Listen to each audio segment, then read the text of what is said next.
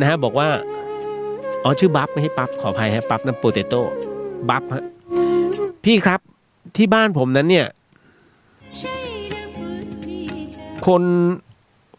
คนแก่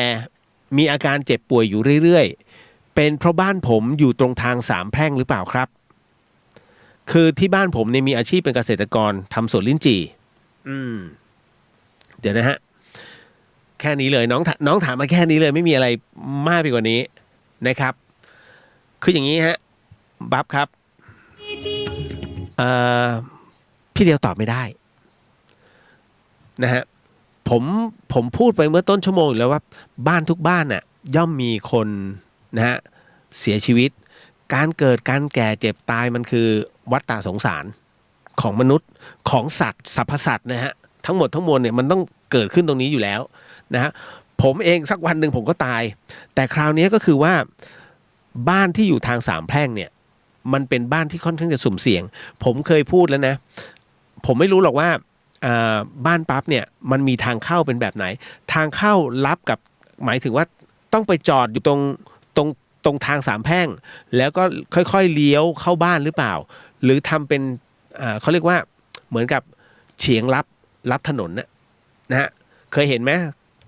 ตัดรั้วให้เฉียงแล้วทำถนนตรงเขาเลยนะคือฉีกแล้วตรงพุ่งเข้าบ้านเลยคือบ้านที่อยู่ทางแยกเนี่ยส่วนใหญ่มักจะทำถนนเป็นเส้นตรงซึ่งถามว่าผิดไหม เขาเรียกเป็นถนนรับโชคฮะเมื่อไหร่ก็ตามที่รถใหญ่เบรกแตกเมื่อนั้นรับโชคใหญ่ คุณจะเห็นเรื่อยๆนะบ้านทางสามแพร่งมักจะเกิดอุบัติเหตุอยู่เรื่อยๆคนป่วยคนที่บ้านหลังนั้นเนี่ยใช่ครับจะมีคนเจ็บอยู่เรื่อยๆที่ทางสามแพร่งนะฮะมันคือมันเป็นยกเว้นต้องบอกก่อนต้องพูดให้หมดก่อนนะฮะก่อนที่จะไปพูดเหตุผลบ้านเนี้ยถ้าจะไม่ให้เป็นอะไรเลยนะฮะต้องทำเกี่ยวกับการช่างการเกษตรไม่ใช่เกษตรเป็นการค้าขายอย่างขายเครื่องมือต้องเป็นเครื่องมือหนักนะอย่างพวกรถไถอยู่ได้นะฮะหรือว่าถ้าเป็นในส่วนของถ้าเป็นช่างก็คือเปิดอู่อย่างเงี้ยอยู่ได้สามแพร่งนะแต่ถ้ามัน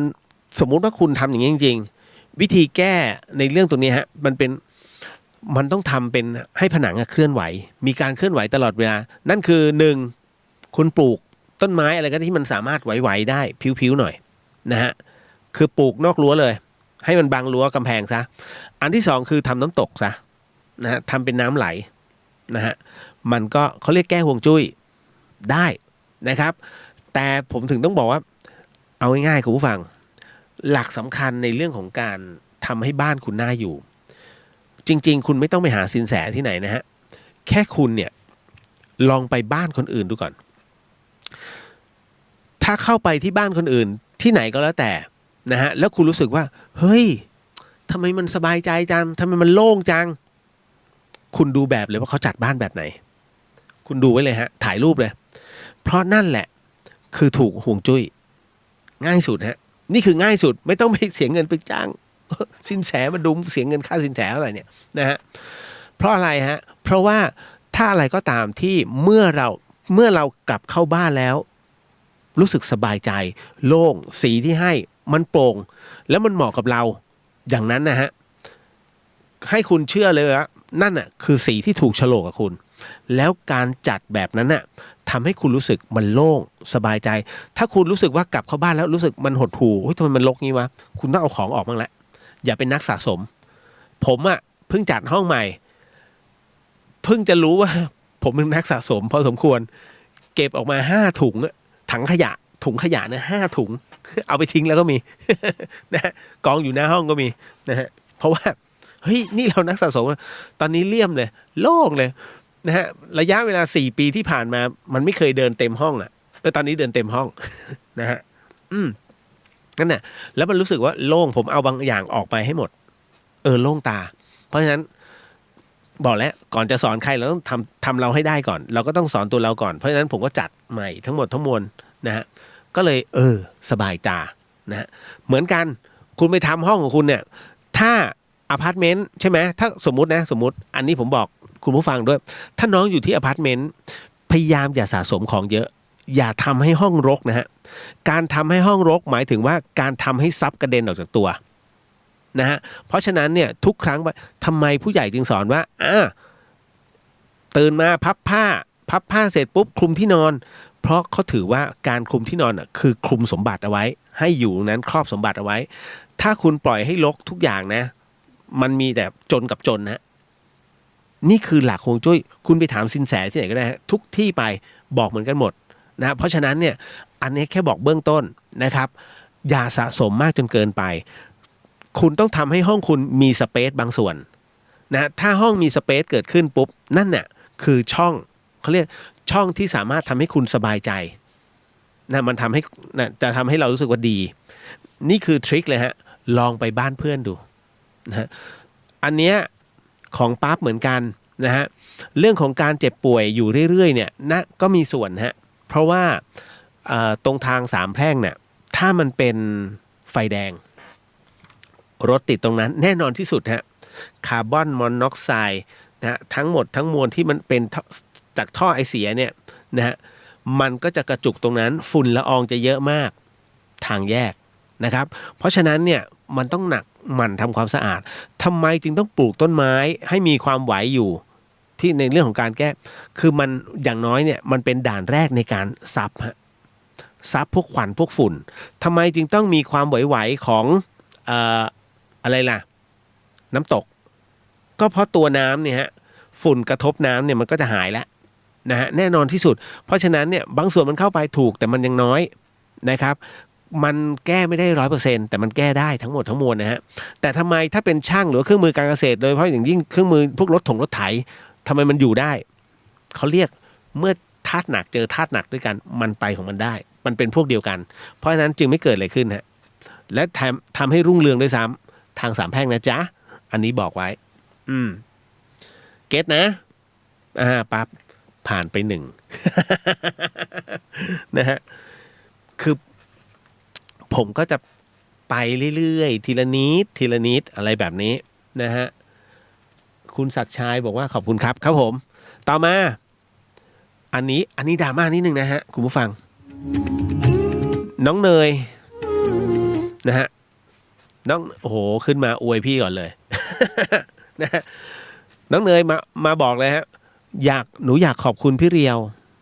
ที่คอยเตือนสติหนูทุกครั้งที่พี่เรียวพูดถึงแม่ครับเพราะหนูเองก็เพิ่งเข้าใจหัวอกคนเป็นแม่ค่ะหนูอายุ37ครับพี่หนูมีลูกสาวอายุ14ด้วยความที่หนูทำงานจนไม่มีเวลาให้เขาเมื่อวันเสาร์ที่ผ่านมาคุณผู้ฟังท่านใดที่เป็นแม่นะฮะช่วยให้คำตอบพี่เลียวบ้างก็ดีนะฮะช่วยกันนะอันนี้ขอละคุณผู้ฟังนิดนึงคนที่เป็นแม่คนนะน้องเขาบอกว่าน้องเขาอายุ37ค่ะหนูมีลูกสาวอายุ14ด้วยความที่หนูทำงานจนไม่มีเวลาให้เขาเนี่ยเมื่อวันเสาร์ที่ผ่านมาลูกสาวคุณผู้ฟังครับลูกสาวอายุ14เขาพาแฟนอายุ18นะฮะมาแนะนำให้หนูรู้จักครั้งแรกที่ลูกแนะนำหนูเข่าอ่อนเลยค่ะหนูนึกถึงตัวเองในตอนที่มีเขาน้องเนยกำลังหมายถึงว่าตัวเองมีลูกคนนี้ใช่ไหมฮะตอนที่น้องยังเรียนอยู่นะฮะเนยบอกว่าหนูนึกถึงตัวเองในตอนที่มีเขาพ่อหนูแอบไปร้องไห้เลยอันนี้แม่หนูเล่าให้ฟังนะพี่หนูไม่อยากให้ลูกหนูมีความรักในตอนนี้ค่ะอยากให้เขาเรียนก่อนหนูควรจะทำไงดีคะพี่เรียวช่วยแนะนำหนูหน่อยเถอะค่ะโอ้โหตายนะฮะมันเป็นปัญหาโลกแตกมากเรื่องปัญหาครอบครัวนะฮะถ้ามองโลกในแง่ดีถ้าพี่อ้อยพี่ชอตก็คงจะบอกว่ามันอันนี้ต้องทำความเข้าใจกับเด็กนะคะแต่พี่ชอตว่าคุณแม่ต้องทำความเข้าใจแล้วเรียกลูกพูดคุยแต่ถ้าเป็นพี่เลียวเถื่อนฮะพี่เลียวจะบอกว่าพูดให้ปากเปียกปากแฉะมันก็ไม่หรอก มันมีเหตุผลนะคุณผู้ฟังหลับตานะแล้วคุณผู้ฟังลองนึกถึงตัวคุณเองถ้าคุณอยู่ในวัยนั้นนะฮะถ้าคุณมีความรักแล้วมีคนมาบอกว่าเฮ้ยเลิกรักเดี๋ยวนี้นะฮะไม่ได้ต้องเรียนก่อนผมถามว่าคุณจะหยุดรักไหมไม่มีทางความรักเนี่ยมันคือความรู้สึกนะฮะมันคือความรู้สึกนะฮะมันออกแบบไม่ได้หรอกความรักมันมีให้กับคนทุกคนเด็ก7 ขวบยังหลงรักผู้ใหญ่20ยังมีเลยฮะแล้วรักฉันชู้สาวด้วยแต่ผู้ใหญ่เขาไม่ได้มองเด็กแบบนั้นมันก็คือเฮ้ยมองเป็นลูกเป็นหลานนั่นน่ะคือสิ่งที่เฮ้ยมันเกิดขึ้นแต่กรณีแบบนี้เด็ก14นะฮะพาผู้ชายอายุ18มาแนะนำให้แม่รู้จักเดี๋ยวก่อนนะอย่าเพิ่งด่าผมนะมองในแง่ดีก่อนนะฮะมองในแง่ดีก่อนเนยฮะถ้าพี่เลียวบอกมองในแง่ดีคือลูกสาวกล้าเปิดเผยฮะกล้าที่จะพาแฟนเนี่ยมาแนะนำดีกว่ามันไปแอบอันเนี้ยข้อดีมีข้อเดียว จริงๆข้อดีมันมีข้อเดียวส่วนที่เหลือเสียหมด นะครับอันที่หนึ่งเนี่ยถูกต้องฮะถ้าจะบอกว่าน้องอายุแค่14นะฮะลิอยากจะมีแฟนวัย18ผิดกฎหมายนะถ้าผมเอาหลักของนิติศาสตร์เข้ามาเนี่ยไอ้ผู้ชายเนี่ยถ้าสมมุติไปล่วงเกินถึงก็ติดคุกนะฮะแต่ถ้าสมมุติว่าเขาแนะนำกันแนะนำไว้ก่อนจับจองกันไว้ก่อนเมื่อถึงเวลาอันสมควรนะฮะเมื่อถึงเวลาสมมุตินะถ้าคุณห้ามเขาไม่ได้คือความรักมันห้ามไม่ได้แล้วคุณมันเป็นเรื่องของจิตใจนะฮะถ้าคุณต่อรองได้ไหมถ้าเป็นผมนะผมเรียกคุยเลยแม่ถามนิดนึงมีอะไรกันหรือยัง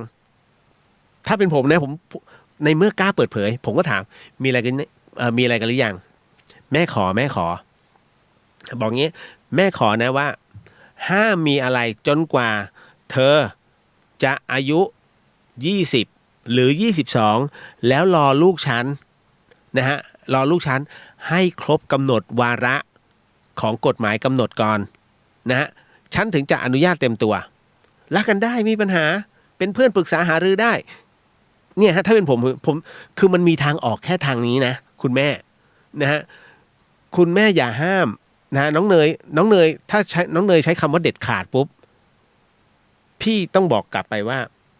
เนยมีบทเรียนของตัวเองอยู่แล้วใช่ไหมนั่นแหละนั่นคืออาการเดียวที่ลูกจะทำนะฮะมันก็อาจจะแอบไปกินกันอันนี้เราพูดเปิดฮะคุณอย่าบอกพี่เลียวทำไมพูดแรงไม่ได้แรงผมพูดด้วยเหตุและผลของแท้นะฮะมันคือสิ่งที่คุณต้องยอมรับก่อนคุณต่อรองเลยบนโลกใบนี้มันมีการทับซ้อนกันฮะมีผลประโยชน์ทับซ้อนเพราะฉะนั้นเมื่อลูกสาวกล้าพาแฟนมาแนะนำเนี้ยนั่นคือผลประโยชน์ของลูกสาวคือคบกันเปิดเผยไหมถ้างั้นถ้าคบเปิดเผยคุณยอมรับไปแต่ขอเวลาให้ได้อันที่หนึ่งคือหนูต้องเรียนก่อนนะถ้าเกรดหนูไม่ได้ถึง3หยุดครบ2 เดือนอันนี้ผู้ชายอาจจะชอบ คุณไปหากติกาเองนะส่วนที่เหลือนั้นก็คือ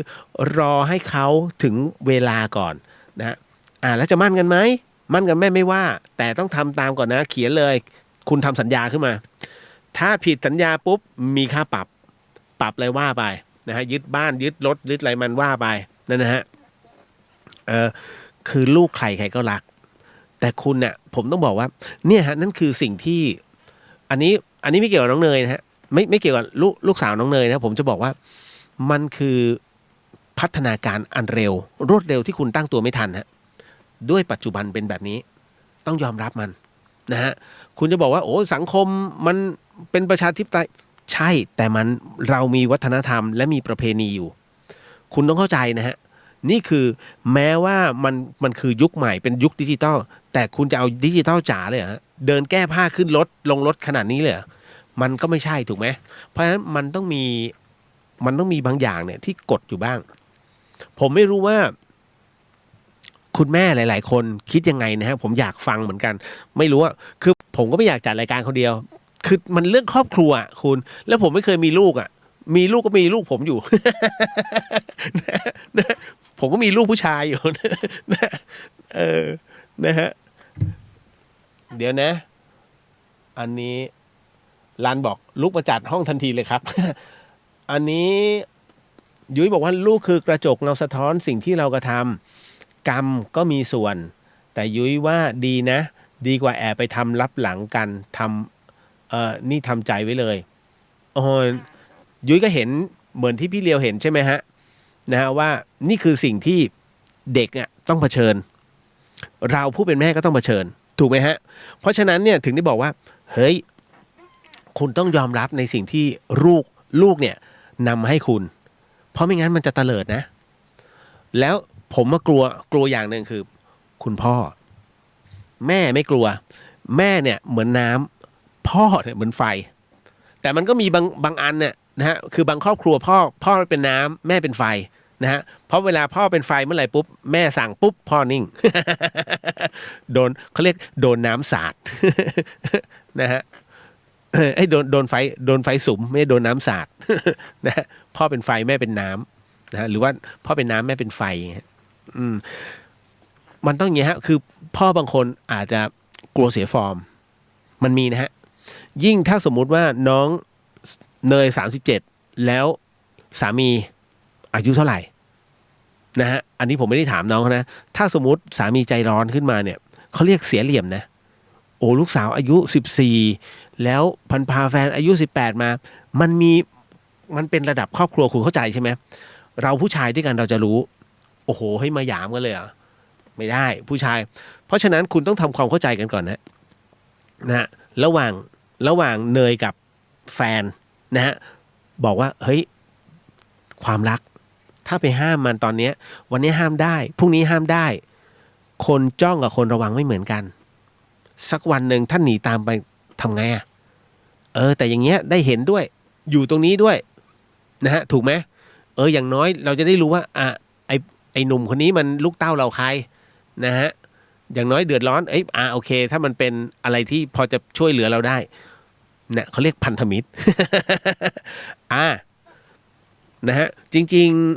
ๆเข้าใจนะฮะน้องบอกว่าอยากให้เขาเรียนก่อนนะควรทำไงดีไม่อยากให้มีความรักตอนนี้ยากครับนะฮะเนยน้องเนยไม่ให้เขาไม่มีความรักเป็นไปไม่ได้ฮะความรักมีด้วยกันทุกคนเพราะอะไรสื่อทั้งนั้นเลยนะฮะเดี๋ยวออกมาเปิดนู่นเปิดนี่ให้เห็นนะฮะโอ้ยคุณหลีกหนีไม่ได้ฮะแล้วฮอร์โมนวัยรุ่นสมัยนี้ด้วยโอ้โหสารเร่งบึ้มเลย นะครับพี่เดียวสามารถแนะนำได้เบื้องต้นแค่นี้นะจริงๆเพราะว่ามันเป็นเรื่องราวแบบนั้นผมก็อยากรู้นะคุณแม่หลายๆคนหลิงไปไหนเนี่ยนะฮะหลิงคุณแม่จับเพราะว่าอะไรนะเป็นคนที่หลงลูกฮะนะฮะพี่เมย์ไปไหนพี่เมย์เลี้ยงลูกดีช่วยมาคอมเมนต์หน่อยดิ